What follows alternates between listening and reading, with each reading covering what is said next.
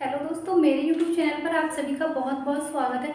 दोस्तों, आज हम बहुत ही सरल शब्दों में यह जानने की कोशिश करेंगे कि आखिर जो वामपंथ और दक्षिणपंथ होता क्या है, जिसको हम लेफ्टिस्ट और राइटिस्ट बोलते हैं। तो आखिर इनमें अंतर क्या होता है, मतलब हम आज इतने सरल शब्दों में जानने का प्रयास करेंगे कि जो एक कॉमन मैन होता है कि उसे बिना कन्फ्यूजन क्रिएट हुए वो बहुत अच्छे से जान सकता है कि आखिर जो वामपंथी विचारधारा होती है वो क्या होती है और जो दक्षिणपंथी विचारधारा होती है वो क्या होती है। मैं आज सिर्फ और सिर्फ आपके सामने वामपंथी विचारधारा की ही बात करूंगी।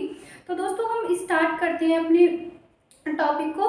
तो जैसा कि आपको पता है कि हमारे इंडिया में हमेशा मतलब दक्षिणपंथी और वामपंथी विचारधारा को लेकर लड़ाई होती रहती है। तो जो वामपंथी विचारधारा है इसको लेफ्टिस्ट बोला जाता है।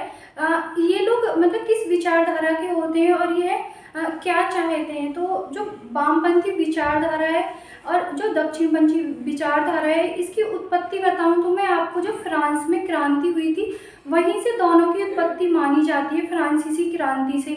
लेकिन हम बात करें कि वामपंथी विचारधारा के लोग फ्रांस की क्रांति से कैसे प्रेरणा लेके और अपने भारत में भी मतलब इस चीज़ को फॉलो करते आए हैं। तो जो फ्रांस की क्रांति थी वहाँ पे स्वतंत्रता, समानता और बंधुत्व के लिए मतलब लोगों ने आवाज़ उठाई थी, क्योंकि जब वहाँ उनका शोषण हो रहा था, बहुत ज़्यादा अत्याचार हो रहा था, जो वहाँ का राजा था वो एक तरीके से तानाशाह हो गया था। तो तब लोगों ने अपने अधिकार के लिए वहाँ पर आवाज़ उठाई थी। तो वहीं से एक नारा निकल के आया था कि स्वतंत्रता, समानता और बंधुत्व। तो इसी विचारधारा को हमारे भारत में भी वामपंथियों ने अपना लिया। जो वामपंथियों का जो मकसद होता है वो यह होता है कि जो समाज है, समाज में जो दबा कुचला और निचला वर्ग है उसको सब मतलब हर जगह समानता मिले, स्वतंत्रता मिले, वो किसी भी मतलब बंधुत्व के तहत बिल्कुल मतलब किसी भी चीज़ में बंधा हुआ ना रहे। जैसे कि उच्च वर्ग के लोगों को सभी स्वतंत्रता, समानता के अधिकार मिलते हैं। तो जो इस विचारधारा के, वामपंथी विचारधारा के लोग होते हैं वो यही चाहते हैं कि सबको समान अधिकार मिले, सब समाज में मतलब इक्वलिटी के साथ रहें, किसी का शोषण ना हो।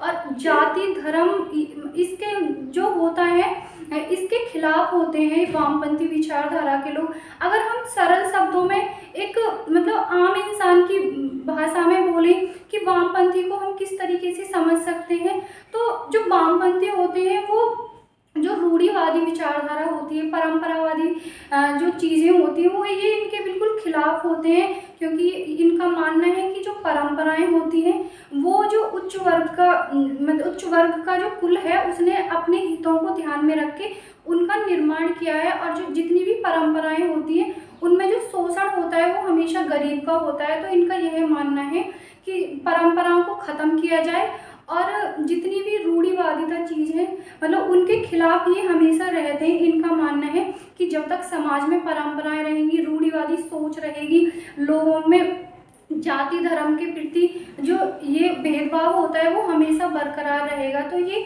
जो हम कह सकते हैं वामपंथी होते हैं ये एकदम से स्वतंत्रता और समानता के पक्षधर होते हैं। इनका मानना है कि ना ही तो समाज में कोई उच्च है ना ही कोई निम्न है। इनकी जो विचारधारा होती है, इनके जो काम होते हैं वो हमेशा यह होते हैं कि समाज में मतलब सबको एकदम से अच्छे से इक्वलिटी के साथ रखा जाए, सबको समान अधिकार मिले ना। ये जो लोग होते हैं पूंजीवादी व्यवस्था के खिलाफ होते हैं, क्योंकि इनका मानना है कि जो पूंजीवादी वर्ग है वो हमेशा अपना जो श्रमिक वर्ग है उसका शोषण करता है। पूंजीवादी वर्ग में ही हमेशा शोषण की उत्पत्ति होती है। जो अमीर होते हैं वो हमेशा गरीबों का शोषण करते हैं। तो इसलिए यह लोग हमेशा पूंजीवाद के खिलाफ रहते हैं। ये निजीकरण के भी खिलाफ रहते हैं, क्योंकि इनका मानना है जब निजीकरण होगा तो जितनी भी चीज़ें होती हैं उन पर पूंजीपति वर्ग का ही स्वामित्व होगा और जो गरीब तबका है वो और गरीब हो जाएगा और जो मध्य वर्ग है वो एकदम श्रमिक वर्ग में आके मिल जाएगा। एक समय ऐसा आएगा। तो ये निजीकरण के भी बहुत ज़्यादा खिलाफ होते हैं। और हम बात करें कि ये किसके समानांतर होते हैं, तो जो साम्यवाद होता है ये मतलब उसी की मिलती जुलती विचारधारा है। क्योंकि साम्यवादी व्यवस्था में भी यही होता है कि पूंजीपतियों का विरोध किया जाता है और वहाँ भी स्वतंत्रता, समानता और एकता की जो बातें होती हैं और जो काम होते हैं उन्हीं को बढ़ावा दिया जाता है। जो वामपंथी होते हैं इनका कहना है कि जो समाज में मतलब क्रांति अगर ला सकते हैं शांतिपूर्ण ढंग से, पूंजीवाद को ख़त्म करने के लिए, निजीकरण को ख़त्म करने के लिए, जाति धर्म को ख़त्म करने के लिए, तो हमें मतलब क्रांति लानी चाहिए। हमें जो पुरानी विचारधारा होती है उसका त्याग कर देना चाहिए समाज में।